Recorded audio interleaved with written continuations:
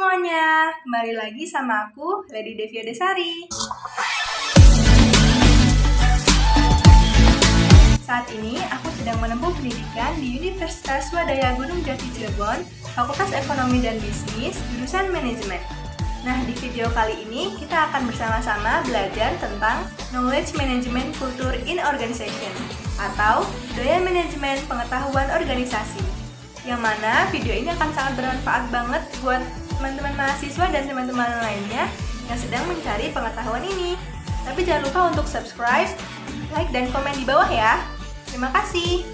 Yuk kita simak bareng-bareng videonya.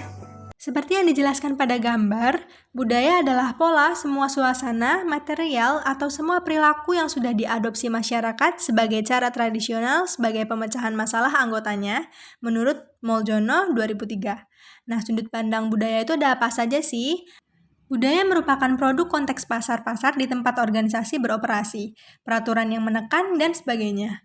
Budaya juga merupakan produk struktur dan fungsi yang ada dalam organisasi, misal organisasi yang sentralisasi berbeda dengan organisasi yang desentralisasi. Budaya merupakan produk sikap orang dalam pekerjaan mereka. Hal ini berarti produk perjanjian psikologi antara individu dan organisasi. Nah, manajemen pengetahuan atau knowledge management adalah suatu rangkaian kegiatan yang digunakan oleh organisasi atau perusahaan untuk mengidentifikasi, menciptakan, menjelaskan, dan mendistribusikan pengetahuan untuk digunakan kembali, diketahui, dan dipelajari dalam organisasi. Budaya organisasi dalam perusahaan dapat diamati untuk melihat bagaimana cara manajemen memperlakukan karyawannya, cara manajemen memberikan pelayanan kepada konsumen, dan cara komunikasi antara atasan dengan bawahannya.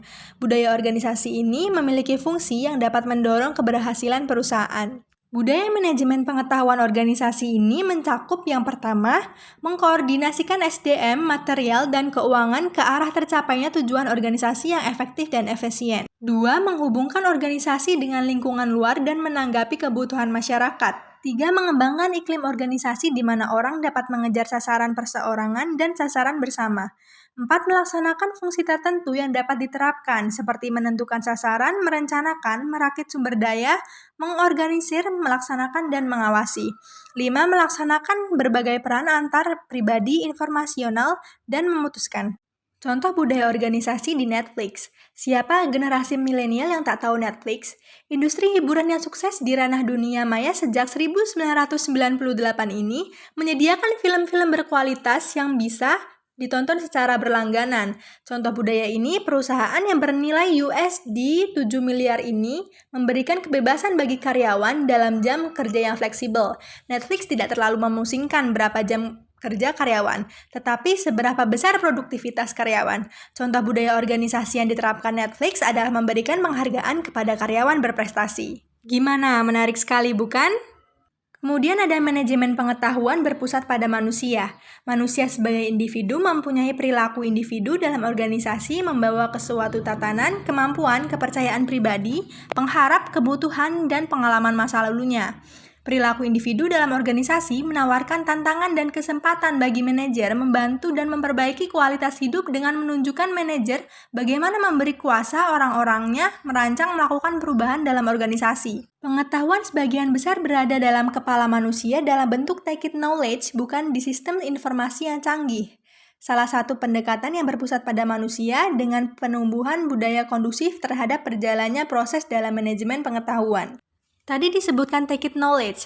Apa sih tacit knowledge itu? Tacit knowledge menurut SIM 2001 adalah pengetahuan individu paling berharga karena bersifat internal, berada di dalam kepala individu yang terus dikembangkan melalui pembelajaran. Contoh tacit knowledge adalah kemampuan seseorang bersepeda, kemampuan berkomunikasi, kemampuan berbisnis, dan lain sebagainya.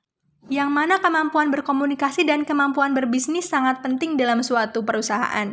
Kemudian ada budaya sharing pengetahuan. Inti manajemen pengetahuan adalah knowledge sharing atau knowledge transfer. Karena melalui knowledge sharing, terjadi peningkatan nilai dari pengetahuan yang dimiliki perusahaan.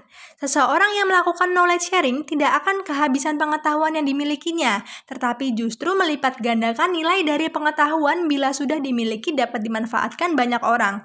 Budaya knowledge sharing merupakan budaya yang perlu ditumbuhkan dan dirangsang dalam perusahaan yang ingin menerapkan manajemen pengetahuan efektif. Apa saja sih unsur budaya sharing pengetahuan? Yang pertama, peran kepemimpinan, berupa kemampuan merumuskan visi, keterlibatan langsung, pemberian dukungan, dan advokasi. Kemudian budaya perusahaan yang memberi iklim kepercayaan dan keterbukaan. Kemudian adanya kemauan pimpinan organisasi untuk mempromosikan knowledge sharing dan kolaborasi. Kemudian ada perusahaan menghargai knowledge, pembelajaran, dan inovasi.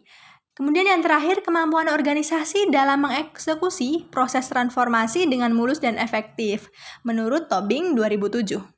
Oke, sekian belajar bersama tentang budaya manajemen pengetahuan organisasi di video kali ini. Sampai jumpa di video selanjutnya. Terima kasih.